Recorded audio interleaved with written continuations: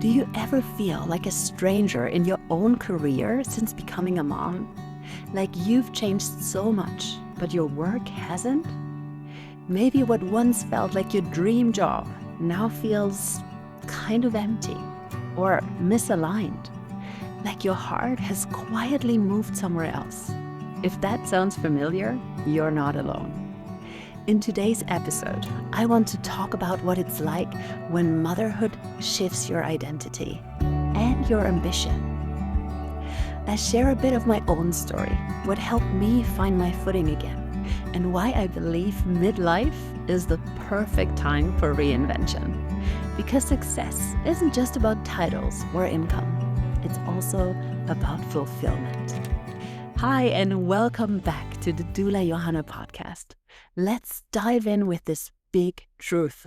Motherhood changes us, not just our bodies, our sleep cycles, but our identities too, our values and our ambitions. As a doula, I've worked with many women in this transition, and again, I see how birth cracks us open in unexpected ways. I've seen women in powerful, high-achieving careers, like lawyers, scientists, and CEOs, come out the other side of birth and saying, I just don't feel it anymore. It's not that they can suddenly not handle their work anymore. It's that their hearts have shifted. Their priorities have rearranged themselves, and something that used to feel meaningful just doesn't anymore.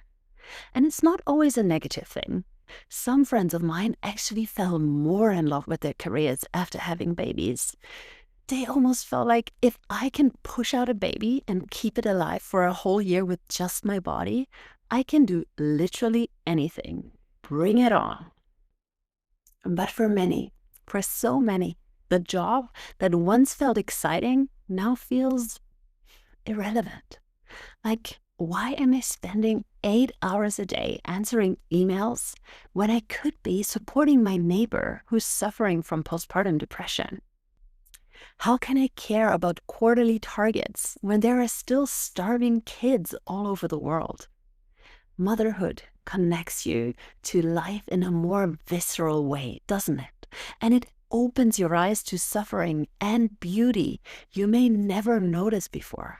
And once you've seen it, you can't unsee it. It doesn't mean that your old job is bad. It just means you've changed. Do you know it? This quiet inner whisper, the one that keeps nudging and saying like, hey, maybe there's something more to life than this. Let me just say, that voice, she's not crazy. She's not selfish, and she's not confused.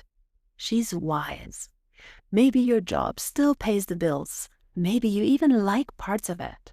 But if you've been daydreaming about doing something different, something new, something creative, maybe something healing, you are not alone. And you're not too old either. Carl Jung said that life really begins at 40. Up until then, everything is just research. And oh, I feel that in my bones. I get so much better at knowing what I want and what I absolutely don't want since becoming 40.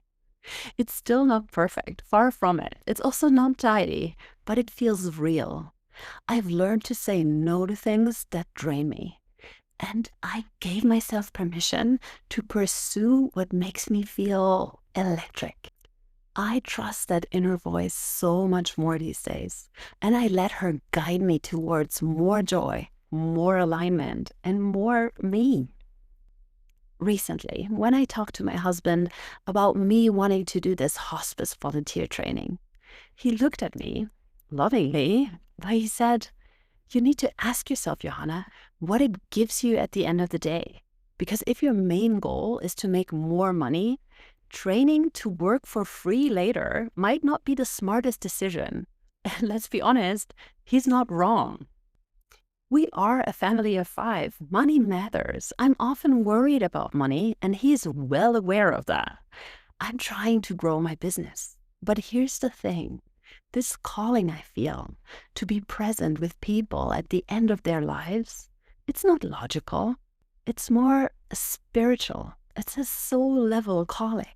So when I do ask myself what it gives me, the answer feels really clear. I believe that spending more time with death will help me live better. And giving my time freely makes me feel rich. I'm not quitting my job to do this. I'm adding this dream to my life because I believe that there is room for it. And I believe that there is room for your dreams too, even for the unreasonable ones, even the ones that don't make sense to anyone else. For all you numbers lovers out there, like me, here's some encouragement from research.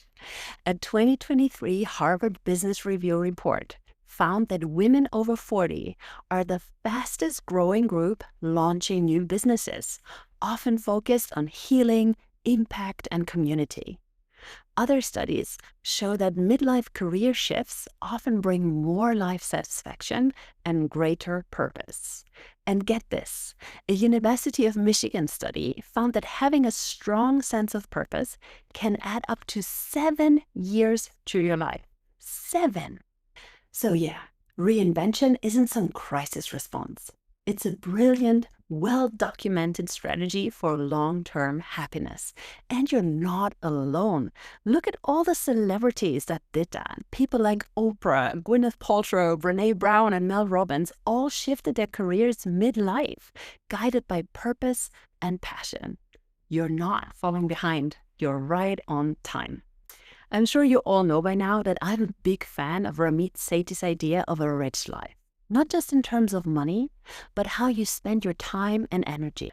For me personally, a rich life looks like this: sending our kids to a school that aligns with our values, having a garden where I could technically read under a tree, or at least work with my hands every day, having the freedom to spontaneously take a day off to attend a birth, making dinner from scratch and eating with my family most nights, and hopefully time for rest, for purpose, and for deep conversations.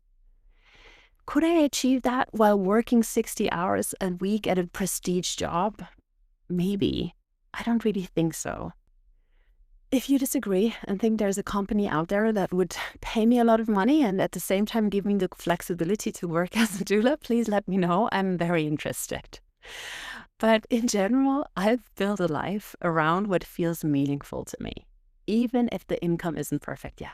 Even if I sometimes dream about a car with working air conditioning, I'm still dreaming bigger. I want more vacations, more impact, more ease.